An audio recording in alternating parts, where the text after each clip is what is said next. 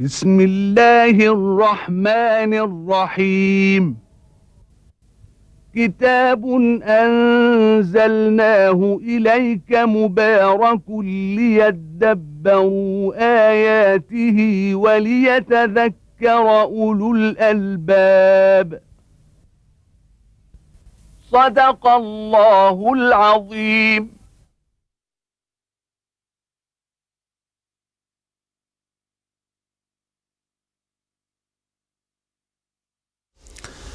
الحمد لله رب العالمين، والصلاة والسلام على المبعوث رحمة للعالمين سيدنا ونبينا محمد وعلى آله وأصحابه ومن اهتدى بهداه وعمل بسنته إلى يوم الدين. وبعد، فيقول الله تبارك وتعالى: قل أئنكم لتكفرون بالذي خلق الأرض في يومين وتجعلون له أندادا ذلك رب العالمين وجعل فيها رواسي من فوقها وبارك فيها وقدر فيها أقواتها في 4 أيام سواء للسائلين، ثم استوى إلى السماء وهي دخان فقال لها وللأرض ائتيا طوعا أو كرها قالتا أتينا طائعين، فقضاهن 7 سماوات في يومين وأوحى في كل سماء أمرها وزينا السماء الدنيا بمصابيح وحفظا ذلك تقدير العزيز العليم. فإن أعرضوا فقل أنذرتكم صاعقة مثل صاعقة عاد وثمود. يأمر الله تبارك وتعالى عبده ورسوله محمدا صلى الله عليه وسلم أن يقول للكفار هذه المقالة، اسألهم هذا السؤال الذي يعجب من أحوالهم ومن كفرهم بالله تبارك وتعالى: قل أئنكم لتكفرون بالذي خلق الأرض في يومين وتجعلون له أندادا. سؤال ويراد به التقريع والتأنيب وبيان سخف عقولهم وقلة فهمهم، بل عدم فهمهم. قل أئنكم لتكفرون بالذي خلق الأرض في يومين، هذه الأرض العظيمة التي هي معاشكم وقيامكم، والتي خلقها الله تبارك وتعالى تكفتكم أحياء وأمواتا، فيها رزقكم، كل صغير وكبير فيها شاهد على عظمة ربه سبحانه وتعالى. تكفرون بالذي خلق الأرض، هذه الأرض أمكم التي تعيشون عليها وفيها معاشكم، فيها تشرق الشمس من فوق رؤوسكم وفيها يظهر القمر وفيها الجبال، وهذه الأرض المنبسطة فيها أنهاركم، فيها معاشكم، أرض الله تبارك وتعالى. قل إنكم لتكفرون بالذي خلق الأرض في يومين وتجعلون له أندادا. وكونه خلق الله تبارك وتعالى هذا الأرض في يومين من أيامه سبحانه وتعالى، من أيام الله، وتجعلون له أندادا. هل يمكن أن يكون هناك ند لله تبارك وتعالى يخلق مثل هذا الخلق؟ وأي ند هذا؟ يعني أي إله وأي معبود مما يعبد يكون له يعني هذا الخلق وهذا الإبداع، والحال أنه لا يخلق إلا هو سبحانه وتعالى، وأن كل ما عبد من دونه لا يستطيع أن يخلق ذرة. قل الذين زعمتم من دون الله لا يملكون مثقال ذرة في السماوات ولا في الأرض وما لهم فيهما من شرك وما له منهم من ظهير ولا تنفع الشفاعة عنده إلا لمن أذن له. هذا في الملائكة، حتى إذا فزع عن قلوبهم قالوا ماذا قال ربكم قالوا الحق وهو العلي الكبير. يا أيها الناس ضرب مثل فاستمعوا له إن الذين تدعون من دون الله لن يخلقوا ذبابا ولو اجتمعوا له وإن يسلبهم الذباب شيئا لا يستنقذوه منه ضعف الطالب والمطلوب. فتجعلون أنداد لله الذي خلق هذه الأرض في يومين وتجعلون له قل أئنكم لتكفرون بالذي خلق الأرض في يومين وتجعلون له أندادا ذلك رب العالمين، الإشارة إلى الله، ذلك الذي خلق هذه الأرض في يومين رب العالمين، رب كل العوالم، كل العوالم، عالم الملائكة والجن والإنس، الله ربها سبحانه وتعالى. وجعل فيها رواسي من فوقها، هذه الجبال والجبال أرساها بها، وبارك فيها بركة عظيمة. ففي أنهارها وبحارها يخرج الله تبارك وتعالى للناس رزق لا يعني يتصور من كثرته. ينتشل الناس من هذه الأسماك طعامهم لحم طري، مئات الملايين من الأطنان يخرجونها، وما زال البحر والنهر يربي لهم هذه الأسماك. الأرض، قطعة الأرض تكون جافة، الله تبارك وتعالى يجعل هذه الأرض، انظر إنتاج ما فيها من الثمار والجنات والحبوب والزروع. هذه الأنعام التي خلقها الله تبارك وتعالى، وانظر نتاجها الذي يتجدد ويتجدد ويتجدد. فأرض مباركة بارك فيها بما بثه الله تبارك وتعالى فيها من هذه الخيرات المتجددة المتكاثرة دائما، والبركة الزيادة والنماء. هذه الزيادة والنماء في هذه الخيرات التي يعني جعلها الله تبارك وتعالى في هذه الأرض، وبارك فيها وقدر فيها أقواتها في 4 أيام. قدر التقدير، إعطاء الشيء يعني مقداره وحده. أقواتها لكل الخلق، لكل ما خلق. وما من دابة يعني في الأرض إلا على الله رزقها ويعلم مستقرها ومستودعها. قدر أقوات كل ما خلق الله تبارك وتعالى. أقوات الإنسان الذي هو أشرف يعني هذه المخلوقات، والذي من أجله خلقت هذه الأرض وأسكنها. فانظر ما قدر الله تبارك وتعالى له من الأقوات، من الزروع ومن الثمار ومن الأنعام ومن مما يعني الذي هو قوت يقوم لا تقوم حياته يعني هذا الإنسان إلا به. وأقوات هذه الأنعام وهذه المخلوقات الشتى التي بث الله تبارك وتعالى في الأرض من كل دابة، كذلك قدر لكل نوع من هذه الأنواع أقواته فيه، من النملة الصغيرة إلى الفيل الكبير كلها قضيت. الأسماك التي قدر الله تبارك وتعالى كذلك فيها أقواتها، كيف تتقوت وكيف تعيش. فهذا أمر عظيم جدا، أن الله تبارك وتعالى الذي وسع علما بكل هذه المخلوقات وقدر لهم، قدر لكل دابة قدر لها أقواتها سبحانه وتعالى، وقدر فيها أقواتها في 4 أيام سواء للسائلين، اليومين واليومين، يعني اليومين الأول ويومين آخرين لتقدير الأقوات، فأصبحت كلها 4 أيام. في 4 أيام سواء للسائلين، يعني هذه الأيام سواء للسائلين لمن يسأل عن هذه الأرض وكيفية خلقها وكيفية تقدير أقواتها، أن الله تبارك وتعالى يعني هو الذي فعل ذلك، وهو الذي قدر ذلك في هذه يعني 4 أيام الأول. ثم استوى إلى السماء وهي دخان فقال لها وللأرض ائتيا طوعا أو كرها قالتا أتينا طائعين. ثم استوى سبحانه وتعالى، استوى بمعنى أنه ارتفع وعمد سبحانه وتعالى إلى السماء، كما في قول ابن عباس أنه على وارتفع. استوى إلى بمعنى أنه على سبحانه وتعالى إلى السماء وهي دخان. هذه كانت حالتها، حالة يعني كانت في الحالة الغازية، حالة دخان. فقال لها وللأرض ائتيا طوعا أو كرها، قال الله تبارك وتعالى. وهذا القول يعني قول يجب حمله على الحقيقة، وأن الله تبارك وتعالى خاطبها بقول قال لها والأرض ائتيا طوعا أو كرها. ائتيا لأمر الله تبارك وتعالى وتنفيذ مشيئته طوعا أو كرها، فإن هذا أمر لا بد أن يكون. قالتا أتينا طائعين، وهذا أيضا قول حقيقي يتأتى منهما. فهذه الجمادات وإن كانت جمادات لكن يتأتى لها الخطاب عندما يوجه الله تبارك وتعالى لها الخطاب، وكذلك يتأتى منها أن تخاطب الرب تبارك وتعالى.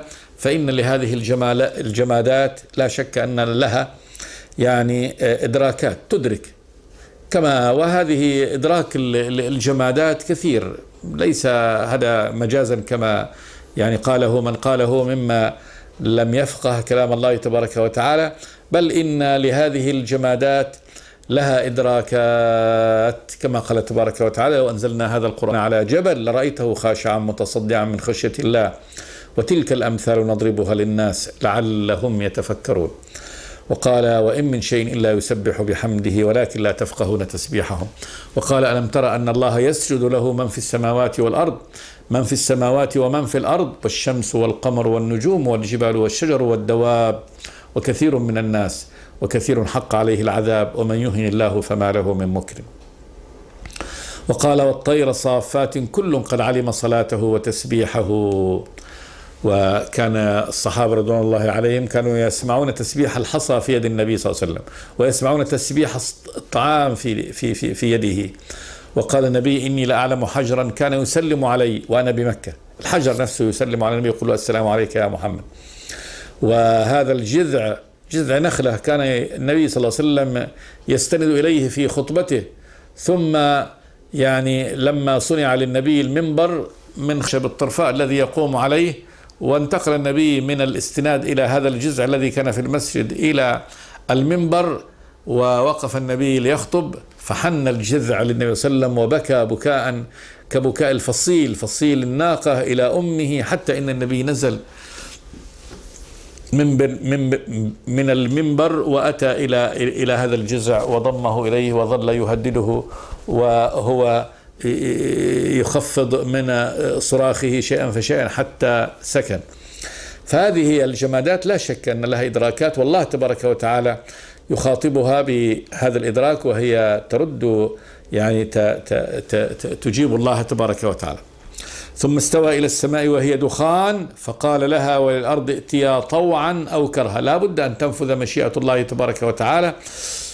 قالتا أتينا طائعين، أنها هي مطيعة لأمر الله تبارك وتعالى فيما يسخرها فيه وما يقيمها فيه. أقام الله تبارك وتعالى كل يعني جزء من هذه السماوات والأرض فيما أقامه تبارك وتعالى مسخر مذلل، فالشمس في مدارها مسخرة مذللة، والقمر في مداره، والنجوم في مداراتها وفي أفلاكها، كل في فلك يسبح بأمر الله تبارك وتعالى ومشيئته، بالنظام الدقيق الصارم الذي لا يخرج يعني حجر من هذه الأحجار عن مساره وعن مداره. قالت أتينا طائعين فقضاهن 7 سماوات في يومين. القضاء هنا بمعنى أنه أنهى الله تبارك وتعالى، يعني جعل هذه السماوات هذا الدخان الذي كان أولا حالة غازية أو دخان، جعل الله تبارك وتعالى هذه السماوات 7. فقضاهن 7 سماوات في يومين، يصير 4 أيام، ثم هذه يومين، هذه 6 أيام. وأوحى في كل سماء أمرها. أوحى في كل سماء، أوحى من الوحي والإعلام، في كل سماء أمرها يشمل كل يعني الأوامر التي عليها أن تقوم بها، مدة بقائها، قيام أهلها بها، ما الذي يكون عليها، كل القدر الذي يكون في هذه السماوات، أعداد الملائكة الذين يكونون فيها، كل أمر يعني يكون في شأن هذه السماء خلاص أصبح موحى إليه، وأمر موجود تسير عليه كما يعني قضاه الله تبارك وتعالى وقدره لكل سماء من هذه السماوات. فكل خلق الله تبارك وتعالى خلاص أصبح كأنه قد وضع له يعني برنامج عمله الذي يسير فيه لا يحيد عنه. هذا من كل أحد، من كل شيء، كما قال تبارك وتعالى في الإنسان وكل إنسان ألزمناه طائره في عنق. ألزمناه طائره في عنق، كل بخته وكل عمله وكل تصرفه خلاص ملزم به كإلزام، يعني التزام الإنسان إذا كان شيء في رقبته خلاص لا يفارقه. ونخرج له يوم القيامة كتاب يلقاه منشورا لكل أعماله كما قدرها الله تبارك وتعالى وقضاها قبل أن يخلقه. اقرأ كتابك كفى بنفسك اليوم عليك حسيبا. فكل سماء قد وضع لها الأوامر التي تسير عليها أبدا ولا يعني تنحرف عنها.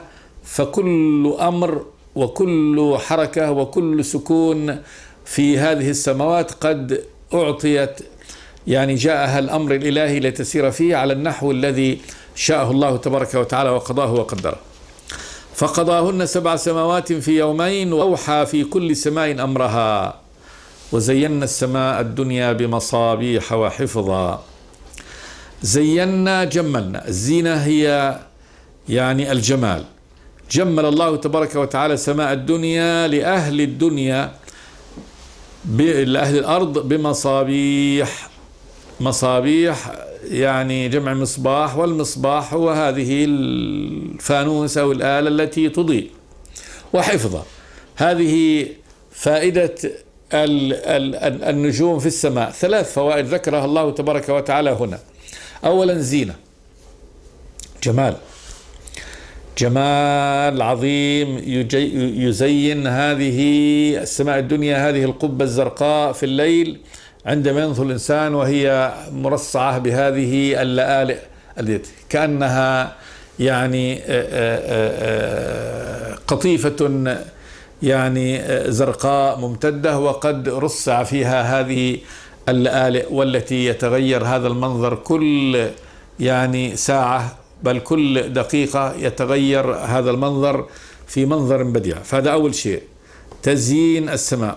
ثم أنها جعلها الله تبارك وتعالى مصابيح للضوء، تضيء بهذا الضوء الخفيف لأهل الأرض مسيرتهم عندما يسيرون في برهم وفي بحرهم.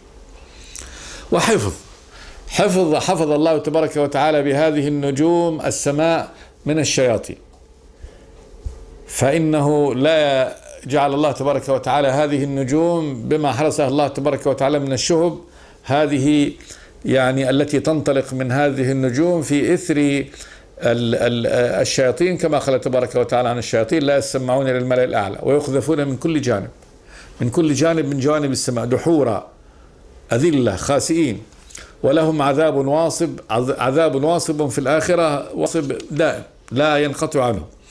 فهذه الله تبارك وتعالى يخبر عباده بهذه الفوائد العظيمة وهذه المنافع العظيمة التي جعلها الله تبارك وتعالى لهم لزينة هذه السماء بالنجوم، أنه زينها، هذه لأنها خلق النجوم زينة للسماء، وكذلك إضاءة مصابيح تضيء لأهل الأرض، وحفظا من الشياطين. ذلك هذا العمل كله والفعل كله تقدير العزيز العليم. ذلك هذا الفعل العظيم الذي لا يقدر عليه إلا الله سبحانه وتعالى، تقدير من القدر، وكذلك من المقدار الذي يكون عليه. العزيز الغالب الذي لا يغلبه شيء، ومن عزته سبحانه وتعالى هو قهره لهذه المخلوقات العظيمة وتسيره لها في المجال والمدار والفلك الذي تسير فيه، ذلك تقدير، والفلك الذي تسير فيه، ذلك تقدير العزيز العليم. جمع سبحانه وتعالى هنا بين هاتين الصفتين التي هي مناسبة لهذا الخلق: العزة وهو القوة والقهر والغلبة، والعلم الدقيق. فإن هذه السماوات وهذه بتقديرها 7، وهذه الزينة التي زين الله تبارك وتعالى بها هذه السماء الدنيا، يعني إنما تقوم على علم عظيم، وهذا علم الله تبارك وتعالى.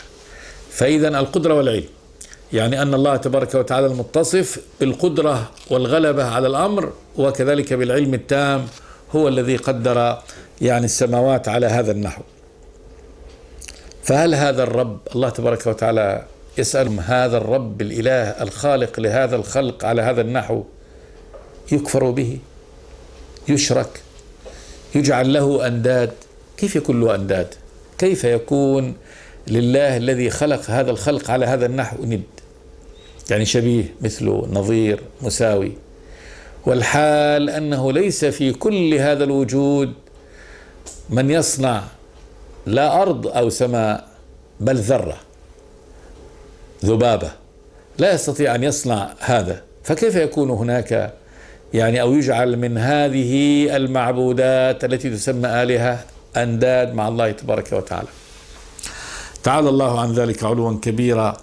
قل أئنكم لتكفرون بالذي خلق الأرض في يومين وتجعلون له أندادا ذلك رب العالمين وجعل فيها رواسي من فوقها وبارك فيها وقدر فيها أقواتها في 4 أيام سواء للسائلين ثم استوى إلى السماء وهي دخان فقال لها وللأرض ائتيا طوعا أو كرها قالتا أتينا طائعين فقضاهن 7 سماوات في يومين وأوحى في كل سماء أمرها وزينا السماء الدنيا بمصابيح وحفظا ذلك تقدير العزيز العليم. بعد هذا فإن أعرضوا فقل أنذرتكم صاعقة مثل صاعقة عاد وثمود. إن أعرضوا أعطوا عرضهم ولم يسمعوا لهذا الكلام ولم يؤمنوا به وأهملوه، إذن فهنا التهديد بقى. فإن أعرضوا عن هذا البيان والإيضاح عن ربهم، عن عبادة ربهم الإله الواحد سبحانه وتعالى الذي خلق الأرض على هذا النحو وخلق السماء على هذا النحو، فقل لهم أنذرتكم صاعقة، أنذرتكم أخوفكم، أخبركم يعني هذا الخبر يعني العظيم الشديد الذي أخوفكم به وأحذركم من وقوعه، صاعقة مثل صاعقة عاد وثمود. صاعقة عذاب ينزل سريعا فيهلكك، مثل صاعقة عاد وثمود، مثل ما يعني أهلك الله تبارك وتعالى بهذه الأمر المفاجئ بالصاعقة عاد وثمود. فإن أنذروا فقل أنذرتكم صاعقة مثل صاعقة عاد وثمود. وجاء بأن الوليد ابن المغيرة حثه يعني قومه من المشركين على أن يأتوا النبي محمد ويعني يثنيه عن دعوته ويخوفه ويهدده ويرغبه على هذا النحو. ثم جاء وقال له ما في أحد يعني أتى بقومه يعني شر مما جئت به، أنت أتيت لهم بأمر فرقت به جماعتهم، عبت آلهتهم، فعلت. انظر طبعا نظر الكافر، النبي جاءهم بالرحمة المهداة من الله تبارك وتعالى لينتشهم من هذا الضلال والكفر اللي هم فيه والشرك الذي هم فيه إلى طريق الهدى، ولكنهم جعلوا أن مجيء النبي بهذه الرسالة نكبة عليهم. فلما انتهى من كلامه يعني وعدا للرسول بالباطل، انت ايش تبي؟ يقول له ايش تبي يعني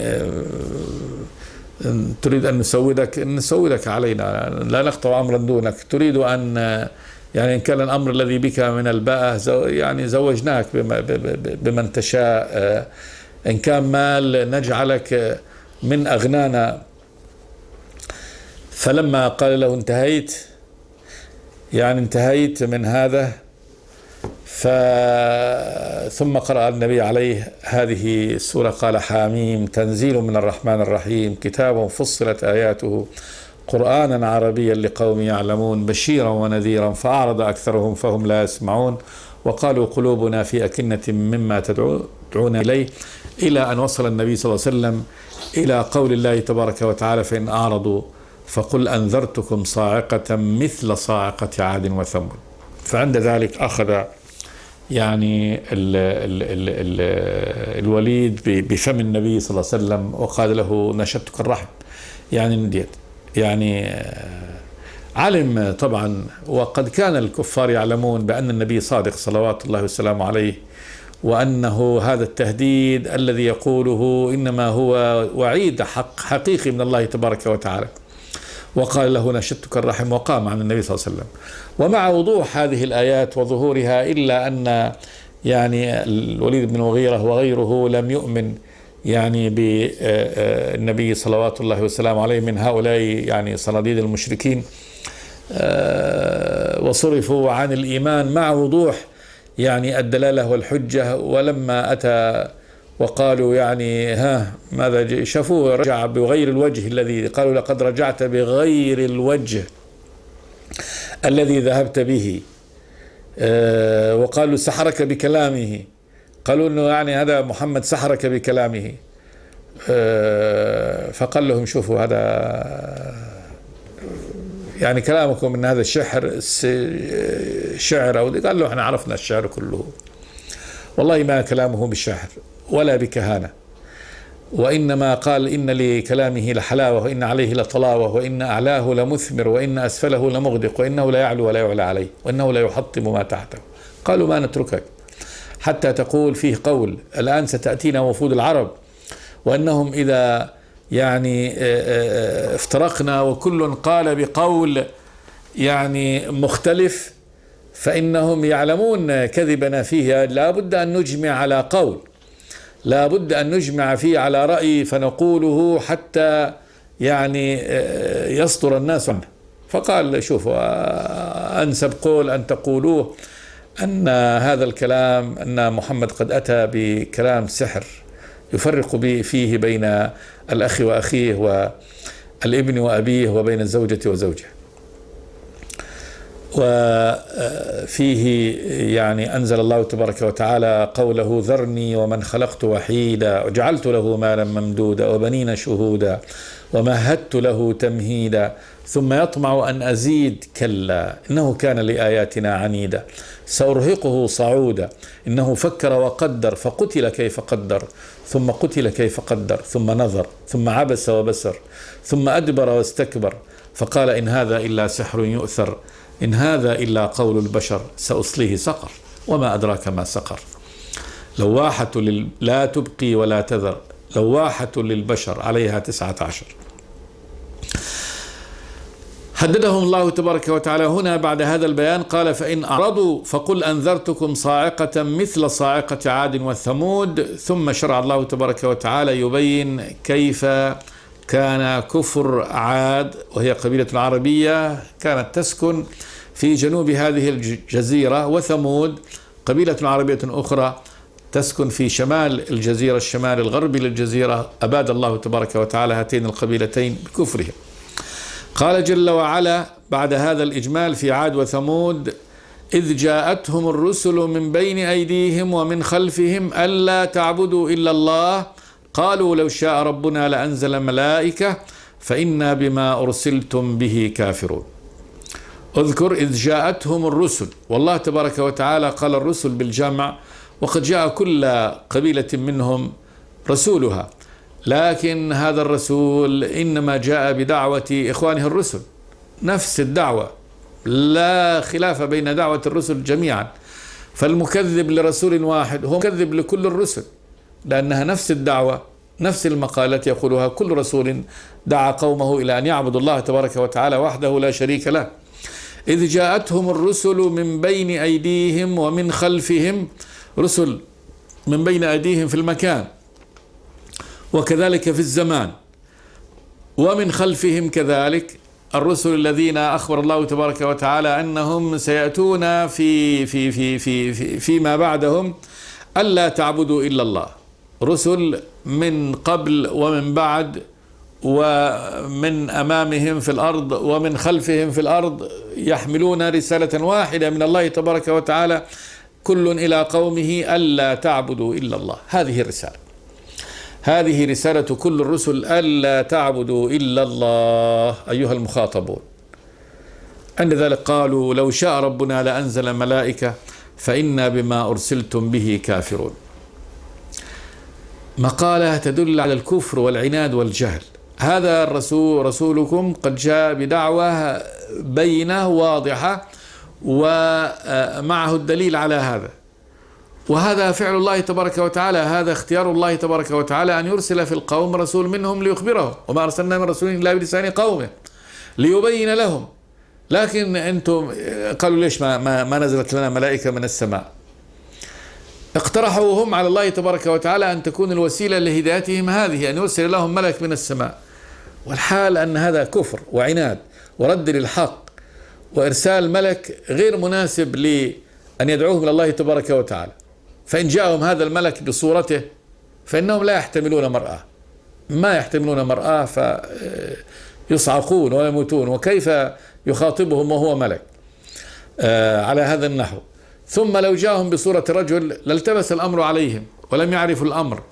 فإذا الله تبارك وتعالى من حكمته أن يختار من كل يعني أمة من رسول منها يخبره، هذه حكمة الرب تبارك وتعالى، وهذا الموافق يعني موافق يعني الموافق للحكمة وللعقل، أن يكون الداعي إلى الله تبارك وتعالى رسول يعرف الناس خبره من أين بدأ و من أين نشأ، يعرفون مخرجه مدخله، يعرفون صدقه من كذبه، فتبين لهم حقيقته، ثم يكون هو قائدهم وهو مثلهم إلى الله تبارك وتعالى. قالوا لو شاء ربنا لأنزل ملائكة فإنا بما أرسلتم به كافرون. والوقت أدركنا، وإن شاء الله نكمل في الحلقة الآتية. استغفر الله لي ولكم من كل ذنب. الحمد لله رب العالمين. بسم الله الرحمن الرحيم. كتاب أنزلناه إليك مبارك ليدبروا آياته وليتذكر أولو الألباب. صدق الله العظيم.